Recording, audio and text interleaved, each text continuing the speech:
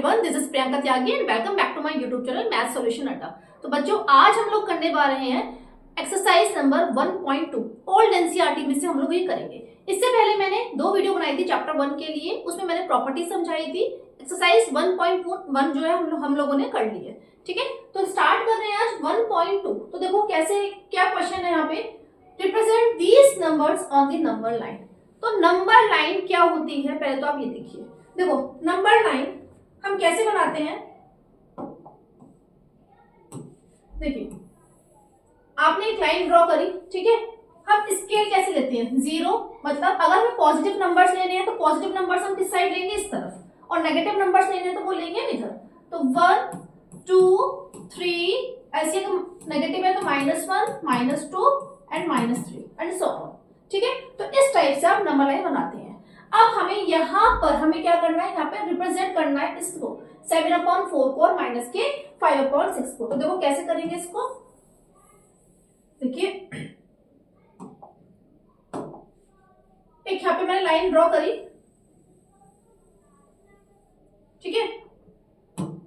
अब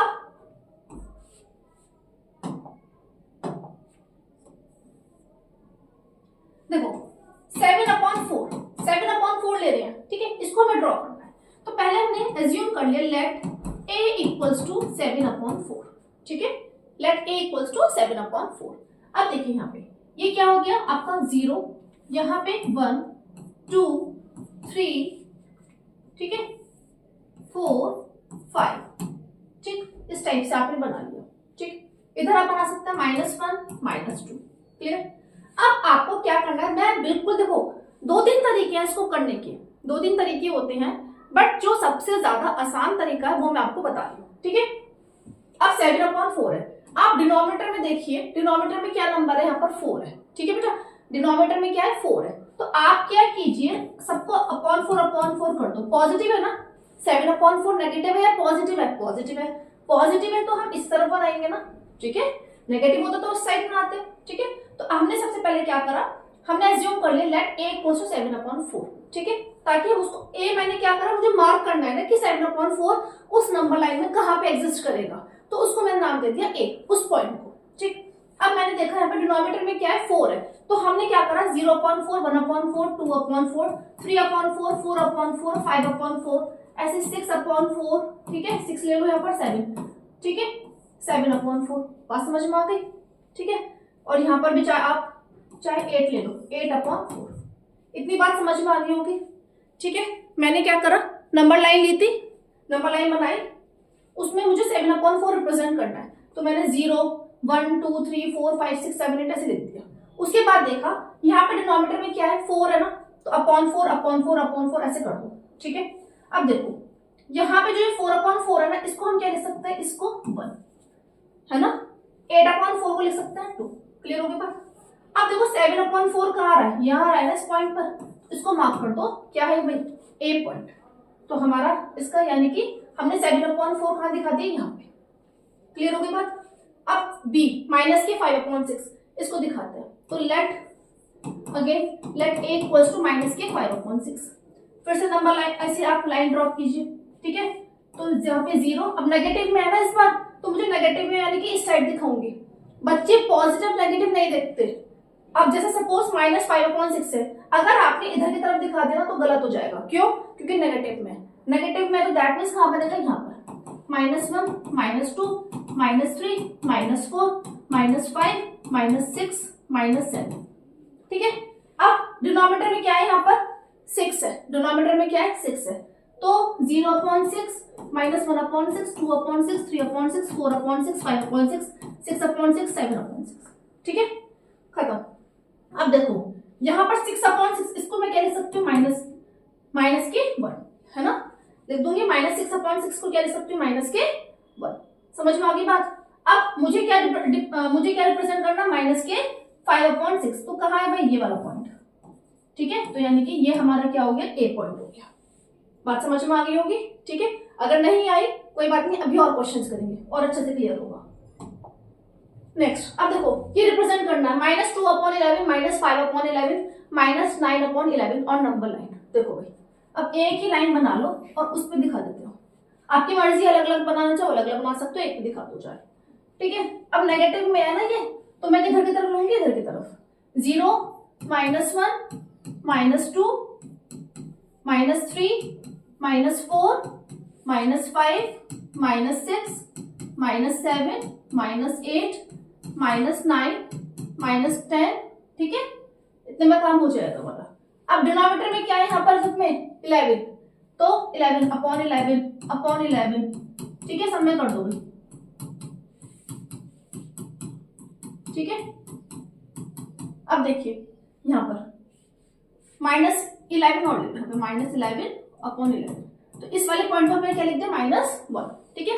इस वाले पॉइंट को क्या लिख दिया मैंने, -1 -2 अपॉन 11 ये रहा, ठीक है, -5 अपॉन 11 ये रहा, -9 अपॉन 11 ये रहा, ठीक है। तो आप पहले ऐसे आप लिख लो, let a equals to -2 upon 11, b equals to -5 upon 11 and c equals to -9 upon 11, ठीक है, ताकि आप उसको, अब हमें इसमें नाम भी तो देना है ना, ये रहा a पॉइंट, ठीक है, ये रहा b पॉइंट और ये रहा c पॉइंट।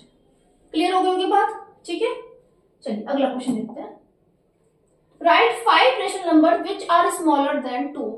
कितना आसान सा क्वेश्चन है, 2 से छोटे नंबर आपको लिखने हैं, ठीक है, 2 से छोटे नंबर लिखना है, कोई सा भी ले लो, क्या, -1। अब देखो जितने भी नेगेटिव में नंबर होंगे, जितने भी नेगेटिव नंबर होंगे ऑब्वियस सी बात है वो 2 से छोटे होंगे, तो लिख लो -1/3, ठीक है, -2/3, 1/2, 1/3, 1/4, है ना, ये 2 से छोटे तो है सारे, तो कितने भी कुछ भी लिख सकते हो, ठीक है। 5 आपसे पूछे तो कोई से भी आप लिख सकते हो।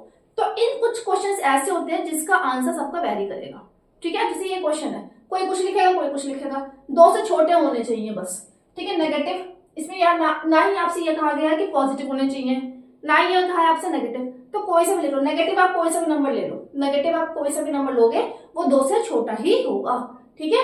पॉजिटिव ले लो 1/4, 1/3, 1/7, 1/8, कुछ भी ले सकते हो, ठीक है। चलिए next, find 10 rational number between -2/5 and 1/2। बड़ा इंपॉर्टेंट क्वेश्चन है, ऐसा क्वेश्चन आपके पेपर में आता है। देखो अभी कैसे करेंगे, -2/5 एंड 1/2 इसकी बात की हुई है। इन दोनों नंबरों के बीच में जो 10 नंबर कोई आ रहे होंगे वो हमें बताने हैं, ठीक है। तो कैसे करते हैं, सबसे पहले हम इनके डिनोमिनेटर देखते हैं, डिनोमिनेटर, ठीक है, उनका हम क्या लेते हैं, LCM. Take LCM of 5 and 2, तो क्या आएगा भाई, 5 2 10, ठीक है, कितना आया 10। अब हमें क्या करना है, डिनोमिनेटर को ना हमें क्या बनाना है, इन दोनों के डिनोमिनेटर को सेम बनाना है, यानी कि 10 बनाना है। तो क्या करेंगे, मैं यहाँ पर 10 बनाने के लिए मुझे 5 में मैं किससे मल्टीप्लाई करूँ कि मेरा 10 आए, 2 से, है ना। तो यहाँ भी जब 2 से मल्टीप्लाई करेंगे तो यहाँ ऊपर भी मल्टीप्लाई होगी ना, आई बात समझ में। तो माइनस कितना आ गया, -4/10। हमने क्या करा, सबसे पहले जो डिनोमिनेटर है ना उनका हमने एलसीएम लिया, एलसीएम से मुझे पता लग गया कि हाँ देखो 5 में मैं 2 से मल्टीप्लाई करूंगा 10 बन जाएगा, जब यहाँ पे मल्टीप्लाई करी तो यहाँ भी मल्टीप्लाई होगी, ऐसे ही यहाँ पर 1/2 में यहाँ पे किससे मल्टीप्लाई होगी, ऊपर, और न्यूमरेटर में भी और डिनोमिनेटर में भी 5 से, तो 5/10, ठीक है। तो -4/10 और 5/10। अब देखो -4/10 और 5/10, अब इसके बीच में वैल्यूज देखो कौन कौन सी आएंगी, -3/10 है ना, -2/10, -1/10, फिर 0, फिर 1/10, 2/10, 3/10, 4/10, ये वैल्यूज आ रही है। अब देखो क्या है, 10 वैल्यू बैठ रही है, 10 पूछ रहे हैं ना आपसे, क्या 10 है, 1 2 3 4 5 6 7 8, नहीं भाई ये 8 बैठ रही है वैल्यू। इसका मतलब क्या हो गया कि अभी यहाँ पर ये जो है इन दोनों के बीच में 10 रेशनल नंबर हम नहीं फाइंड आउट कर सकते। तो ऐसी कंडीशन में हम क्या करते हैं, फिर से इसको बड़ा करते हैं, ठीक है, फिर से इसको बड़ा करेंगे, ठीक है। अब देखो यहाँ पर हम क्या करेंगे, न्यूमरेटर और डिनोमिनेटर, देखो हमें डिनोमिनेटर को सेम रखना है, ठीक है, हम डिनोमिनेटर को हमें क्या करना है, हमें सेम ही रखना है, जैसे यहाँ भी 10 था यहाँ भी 10 था, सेम रखा था। अब हम फिर से हम इसको ना बड़ी कर देंगे, वैल्यू को, वैल्यू को हम क्या कर देंगे, बड़ा कर देंगे। जैसे अब 2 से मल्टीप्लाई कर दीजिए तो -8/20 आ गया यहाँ पर, यहाँ पे 5/10 है, तो 2 से मल्टीप्लाई कर दो 10/20। अब देखो क्या अब हम फाइंड आउट कर सकते हैं -8/20 और 10/20 के बीच में वैल्यूज। ठीक है, देखो कौन कौन सी वैल्यू होंगी, -7/20, देखो माइनस की 8/20 लिखो यहाँ पे और 10/20 लिखा हमने। ठीक है, यानी कि -7/20, -6/20, माइनस के 5/20, माइनस के 4/20, माइनस के 3/20, माइनस के 2/20, माइनस के 1/20। ठीक है, कितनी सारी वैल्यू हो गई ना। अब देखो पॉजिटिव 0 हो गया, तो 0 लो ना लो, 1/20, 2/20। ठीक है, तो कोई सी भी आप वैल्यू ले सकते हो, 1 2 3 4 5 6 7 8 9 10, 3/20। ठीक है, तो देखो यहां पर भी ना ये जो वैल्यूज है ये आंसर सबके अलग अलग आएंगे। ठीक है, ये आंसर सबके अलग अलग आएंगे। आई बात समझ में? ठीक है, चलिए अब जैसे यहाँ पे क्वेश्चन है find 5 rational number between 2/3 and 4/5। 2/3 and 4/5। अब हम क्या करेंगे, यहाँ पर हम इनके डिनोमिनेटर सेम बनाएंगे। ठीक है, डिनोमिनेटर हमें क्या करना है, सेम बनाना है। तो 3 5 से कितना होगा, 15 होगा, तो मुझे 15 बनाना है। दैट मीन्स यहाँ पे 5 से मल्टीप्लाई कर दी 10, यहाँ पे कितना आ गया, 15 आ गया। ठीक है,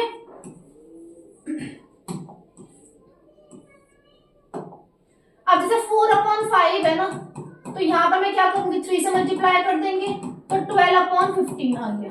आई बात समझ में? ठीक है, 10/15 और 12/15 के बीच में 5 रेशनल नंबर तो नहीं आ रहे, है ना भाई। कौन कौन से बीच में एग्जिस्ट करेंगे, यहाँ पे 11/15 बस एक ही तो एग्जिस्ट कर रहा है। अब क्या करो आप, यहाँ पर इसको बड़ा करते हैं तो क्या करें, 2 से मल्टीप्लाई करते हैं तो 20/30 आ गए यहाँ पर, और 12/15 है, फिर से 2 से मल्टीप्लाई कर दीजिए। ठीक है, किसी भी नंबर से, ऐसा नहीं कि 2 से मल्टीप्लाई करना है, किसी भी नंबर से मल्टीप्लाई कर दीजिए, आपकी मर्जी है। बस क्या ध्यान रखना है आपको, डिनोमिनेटर आपके सेम होने चाहिए। ठीक है, तो यहाँ पे कितना 2 से तो कितना आ गया, 24/30। क्या 20/30 और 24/30 के बीच में हम 5 रेशनल नंबर फाइंड आउट कर सकते हैं? नहीं कर सकता अभी भी, क्योंकि भाई 20 और 24 के बीच में क्या रहा है, 21 22 23, 3 वैल्यू फाइंड आउट कर सकते हैं। ठीक है, फिर से आप इसको बड़ा कर दीजिए। ठीक है, फिर से इसको बड़ा कर दीजिए। अब क्या करूं मैं, यहाँ पर फिर से 3 से मल्टीप्लाई कर दो या 2 से मल्टीप्लाई कर दो, मर्जी है। ठीक है, 40/60 आ गया यहाँ पर, 24/30 तो 2 से मल्टीप्लाई कर दो 48/60। अब देखिए 40/60 एंड 48/60, अब हम 5 वैल्यू फाइंड आउट कर सकते हैं, है ना। तो कौन कौन सी आ जाएंगी, 41/60, 42/60, 43/60, 44/60 एंड 45/60। ठीक है, तो कोई सी भी 5 वैल्यू आप ले सकते हो। ठीक है, 46/60, 47/60 एज यू विश, जस्ट जो आपको मन करे आप ले लीजिए। ठीक है भाई, अब देखो -3/2 एंड 5/3।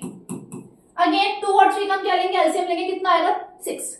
ठीक है, तो मुझे 6 बनाना डिनोमिनेटर, तो यहाँ पे हम क्या करें, 3 से मल्टीप्लाई कर देंगे भाई, माइनस के 9/6। ऐसे 3 को 6 बनाना है तो क्या करेंगे, 2 से मल्टीप्लाई करेंगे। ओके, तो यहाँ भी 2 से और यहाँ भी, यानी कि 10/6। अब माइनस के 9/6 और 10/6। ठीक है, माइनस के 9/6 और 10/6। ठीक है, अब देखो -8/6, -7/6, -5/6, 2/6। ठीक है, 3/6। इसके साथ इसमें तो हम बहुत सारी वैल्यूज फाइंड आउट कर सकते हैं। ठीक है, तो कोई सी भी आप वैल्यूज उठा लेना, कोई सी भी, सबका आंसर अलग अलग आएगा। ये मत सोचना कि आपकी बुक में तो आंसर अलग दे रखा है, हमारा तो आंसर अलग आ रहा है। इसमें क्योंकि क्या बहुत सारी वैल्यूज एग्जिस्ट करती है ना, 4/6 ले लो, 5/6 ले लो, 6/6, 7/6।